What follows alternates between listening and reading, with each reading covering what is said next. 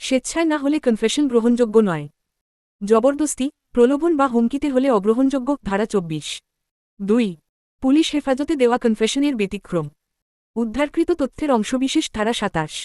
৩ সহ অভিযুক্তের কনফেশনের প্রমাণমূল্য। সহায়ক প্রমাণ হিসেবে বিবেচ্য, ধারা ৩০। ৪ লিখিত চুক্তির শর্ত প্রমাণের সাধারণ নিয়ম। মৌখিক সাক্ষ্যে পরিবর্তন করা যায় না, ধারা ৯১। ৫ লিখিত চুক্তির শর্ত ব্যাখ্যায় মৌখিক সাক্ষ্য সাধারণত অগ্রহণযোগ্য, ধারা ৯২। ৬ দলিলের ভাষা অস্পষ্ট হলে ব্যাখ্যা বাহ্যিক প্রমাণে করা যেতে পারে, ধারা ৯৩।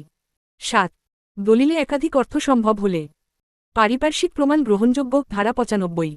৮ দলিলের প্রয়োগ নির্ধারণে বাহ্যিক প্রমাণ নির্দিষ্ট ক্ষেত্রে গ্রহণযোগ্য, ধারা ৯৬ থেকে ৯৮।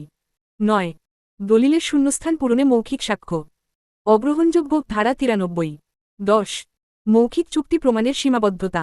লিখিত চুক্তির বিপরীতে নয়, ধারা ৯২। ১১ আদালত কোন প্রমাণ গ্রহণযোগ্য তা নির্ধারণ করে বিচারকের বিবেচনায়, ধারা ১৩৬। ১২ প্রমাণ উপস্থাপনের ক্রম নির্ধারণ আদালতের নির্দেশে, ধারা ১৩৫। ১৩ সাক্ষীকে উত্তর দিতে বাধ্য করা যায় আত্ম অভিযোগ হলেও, ধারা ১৩২। ১৪ আত্ম অভিযোগমূলক উত্তরের সুরক্ষা পরবর্তী মামলায় ব্যবহার নিষিদ্ধ, ধারা ১৩২।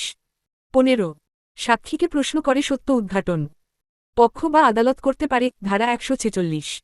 ১৬ সাক্ষীর চরিত্র আক্রমণের উপায় নির্দিষ্ট প্রশ্ন ও প্রমাণ দ্বারা, ধারা ১৫৫।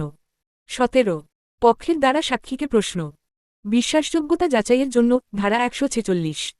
১৮ সাক্ষীর স্মৃতি পরীক্ষা প্রশ্ন ও নথি দেখিয়ে, ধারা ১৬১। ১৯ নথি উপস্থাপনে অস্বীকৃতি আইনি সুরক্ষা থাকলে বৈধ, ধারা ১৬২।